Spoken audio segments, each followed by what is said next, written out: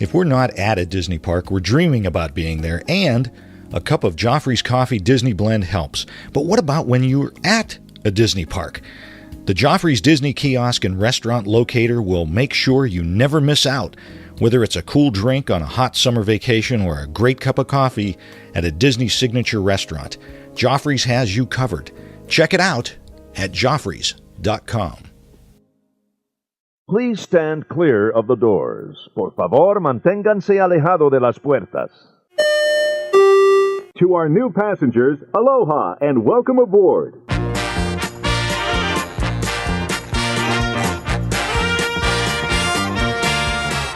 Hey everybody, welcome to ResortLoop.com. I'm your host, Bob Collar. I have hijacked the show, once again, from Mr. Tim Scott. But the reason I've hijacked the show is because we're very excited. My son is joining me today. Say hello, Bobby. Hello. Okay, so the reason we're just really excited because we just got done seeing the movie Thor Ragnarok. Yep, it was awesome. I love it. It's probably one of my favorites. It was so much fun. It might be one of the best Marvel movies they have out. Not because of the action, but because of the acting and the comedy. Yeah, actually. And like, it's kind of surprising because Marvel movies are action movies, you know? Action-packed, yeah. Yeah, so it's kind of... It's different in a good way seeing them more lean on like the comedy side of it, because there's been like jokes and little things throughout all of the movies, but this one, like, it was, you know, it was a huge like pillar that kept the movie up. Absolutely. And so here's the official press release. We're not going to give any spoilers away on this show, but this is the official press release that Disney put out, or Marvel put out. Imprisoned, the almighty Thor finds himself in a lethal gladiatorial contest against the Hulk, his former ally. Thor must fight for survival and race against time to prevent the all-powerful Hela from destroying his home and the Asgardian civilization. Yep. It's weird because that only gives like a quarter of the movie. That's not even all of the movie. Oh, not even close. No. Not even close. You know, without giving away too much, I mean, the movie it kicks off with Thor doing some stuff, then he goes back to Asgard, and you're going to see, when he gets to Asgard, you're going to see some cameos. From some pretty well-known actors. Yeah, not even Marvel characters, but actual real-life actors. Right. So that was kind of neat to see a little, and you know, a lot of fun from the opening scene, really to the end. I mean, there's a lot of comedy that's involved in this. Oh yeah, yep. A lot of ad-libbing that was going on with this movie, and. One of the new characters that we are introduced to is the Grand Master, played by the incredible Jeff Goldblum. Well, if we're going to be honest, Grand Master is the title that they gave him, but it's just Jeff Goldblum playing Jeff Goldblum in a movie.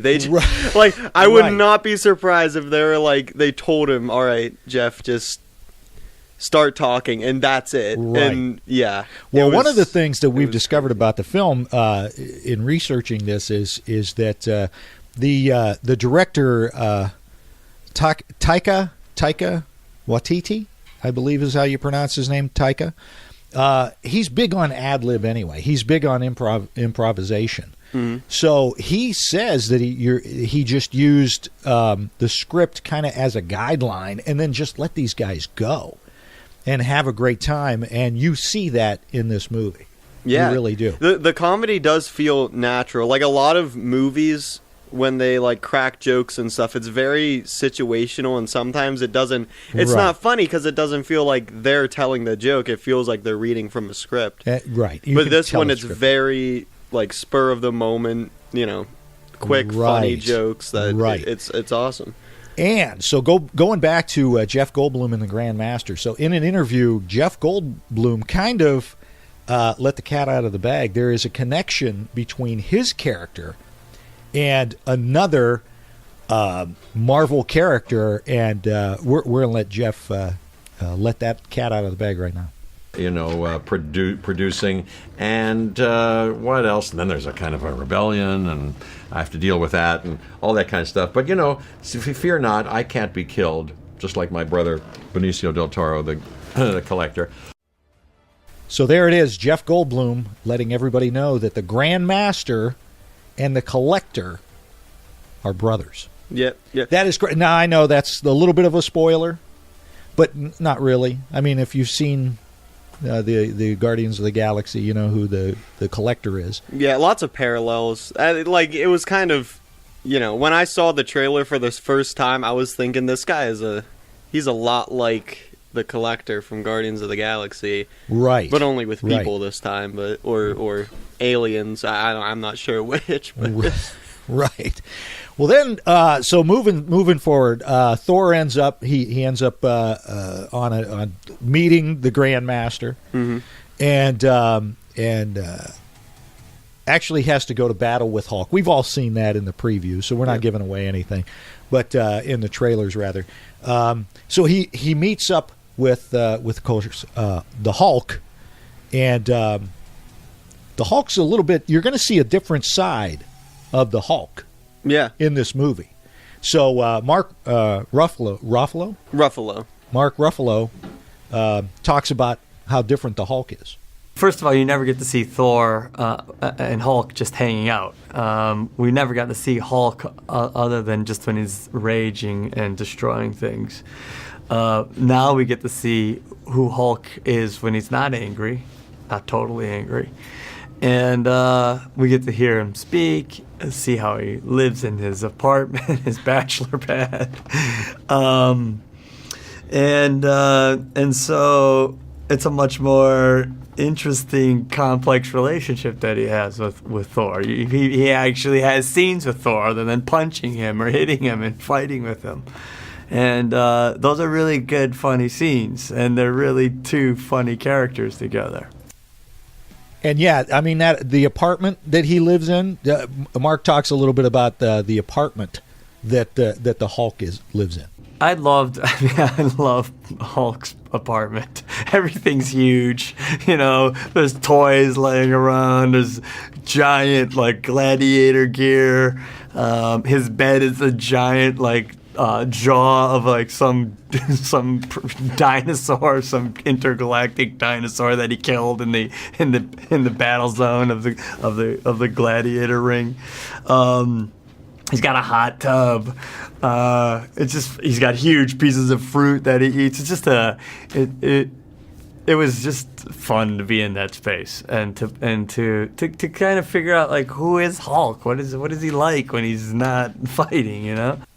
So a lot of fun. I mean, the Hulk is he just has such a great time in this movie. You're seeing a whole different side to the Hulk. Yeah, new dimensions. Again, a lot of fun.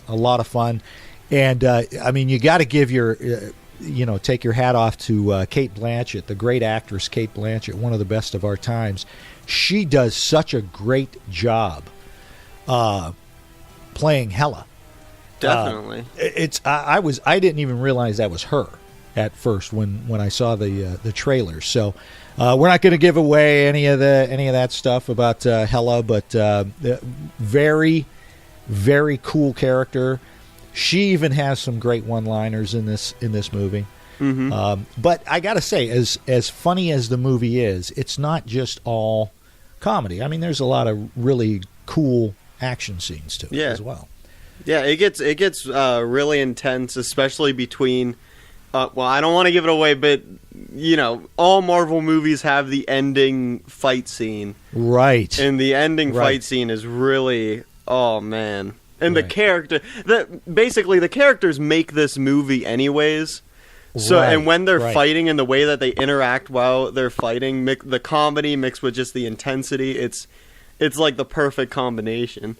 Yeah. Yeah, it is just such a fun movie. Now you follow the comic book world on the internet, and a lot of purists, a lot of Thor comic book purists didn't like this movie.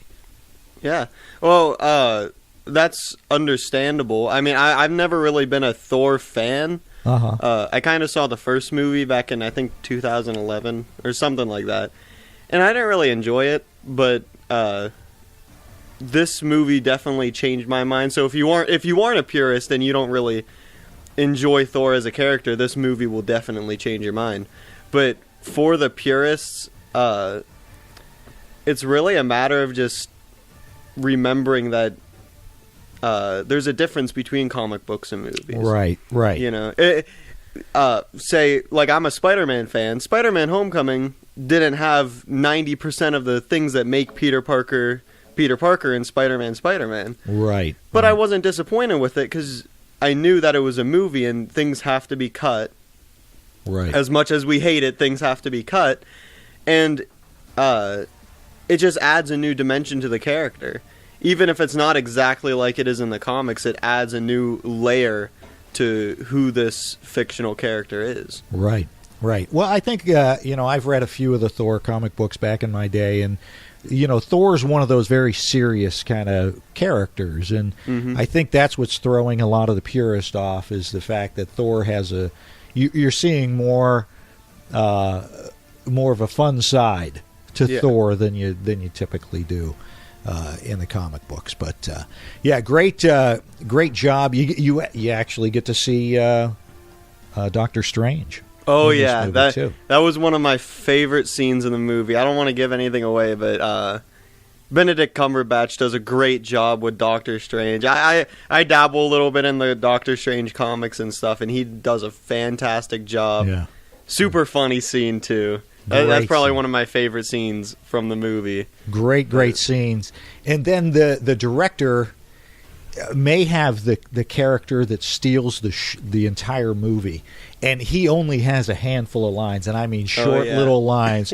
And we're talking about Korg, who Thor meets in the arena, the gladiatorial arena, when he's about to go up against Hulk. And Korg is actually voiced by the director, Taika Waititi. I'm having a hard time with that name. But what a fantastic character! Oh my god, just so funny. The fact that he is such a big, rock, real strong looking character, right? And the director has such a gentle, polite voice. Yeah. It's like you hear him for the first time and you're like, whoa, like what the heck? He's Australian, so you get that great Australian accent, and that character is going to be one of the most memorable characters, I think. I'm hoping they bring him back. Oh, I hope so. That was definitely I would love to see him be part of Thor's group. Yeah, somewhere down the line, somewhere in the next film. So. We get to see again when toward the end of the movie, or at the end of the movie, there's two extras. So make sure you stay until the lights come up in the theater, because there's two extras in that as well. We get to see a little preview of Infinity Wars, what to expect coming out of that. This movie, it definitely. I know Black Panther's coming out in a couple of months. But this movie is definitely like the first step towards Infinity War, because they were like hinting at it before with the whole Thanos with the Infinity Gauntlet stuff and like the I'll do it myself thing that he did. But this one's definitely like Marvel's letting you know like it's coming. It's coming. There's a lot of cool stuff coming. So here's what Taika Waititi said that he would like the audience to come away with after they've watched this film. In this time, I think it's nice for people to be able to go to and escape to a cinema and have an experience like that where they can laugh, and go and see it with their kids and laugh, and that's for me like a perfect film at the moment. And it is. It's a lot of fun. It makes you very happy to see it. When you walk out of there, you're laughing. You feel good. It's a feel good movie. Yeah. And again. I can't wait to see the DVD when it comes out. That this is definitely a DVD we're going to have to get of this movie. when it comes out, because and we're going to hear from Mark Ruffalo about all that improvisation that they did, and the outtakes are going to be as good, if not better, than the actual movie itself. So. Oh yeah, Marvel outtakes are always hilarious because the cast always has a good time. Right. They always love making these movies. So. Right. Here's what Mark Ruffalo had to say about it. It was a very eclectic, wild world that we were living in every day, and it was very playful, and we were improvising a lot, with the idea that we were going to really just break all the rules of the Marvel universe and hope that we would have a movie by the time it was all said and done. Wait till you see the deleted scenes in the DVD, because there will be a lot of them, and they're pretty great. So yeah, I can't wait until until we can see this. You and I might go see this movie again, because I would love to. There's a lot of fun stuff in this, and there is a hidden Mickey. I saw a hidden Mickey in this, at least one. I didn't see it. I know. So. I look for those things. You're watching a movie, I'm looking for hidden Mickeys. Yeah. So scale of 1 to 10, what do you think of Thor Ragnarok? I would have to say a solid 8. I mean, it's one of the best Marvel movies. I think it's better than the first Avengers movie, if I'm going to be honest. And that one had almost all of the Avengers in it. So yeah, I loved it. It was fantastic. Me too. I would say I would even go as high as a 9, just because it was just so much fun. Oh yeah. The time goes so fast. A lot of movies will drag. This thing, as soon as it started, it seemed like it was ending, because it was just so much fun the entire time, and I could have gone another half hour, 45 minutes easy with that movie. Rated PG-13. What do you think? Younger kids can go to it? What do you think? Oh yeah, definitely. Now there's some scary scenes though. Well, there are scary scenes, but there have been scarier. Like, I think that the villain in the first Guardians of the Galaxy, Ronan, he was he scared me a little bit. Yeah. Like, he's a real intimidating looking guy. So if a kid can sit through a movie like that with that kind of bad guy, they can definitely sit through this one. Right. And keep in mind, a lot of strong characters in this, a lot of fun for everybody involved. Young girls can go see it, young boys. I think it's a pretty good movie. I would go maybe around 10 age 10 and up, depending on your own child. You guys know your own kids and whether they'd be okay with a movie like this. It's not super scary, but it is really funny. So well, that's Thor Ragnarok. Bobby, thanks for joining me on the show today. Oh, I love it. I love being here. All right, and we'll have more movie reviews as they come out. Disney's got a ton of new movies that are going to be coming out pretty soon. Some little independent film, Star Wars or something's coming out in December. Oh yeah, I don't think it's going to do much. I think it's going to be a flop. Yeah, it might just be whatever. Anyway, you guys know where to find us. All over social media, and as Tim says, you've been listening to The Gateway to the Magic. See you, everybody.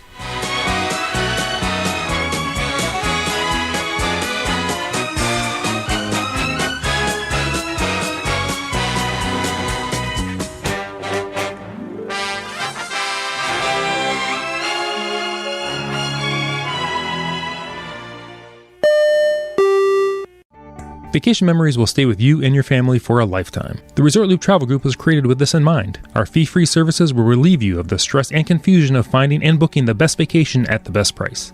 After booking, we will continue to monitor for ways to save you even more on your vacation.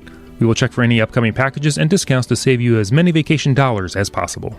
Resort Loop Travel Group, gateway to your magical vacation memories. Get a quote, or for more information, visit ResortLoop.com.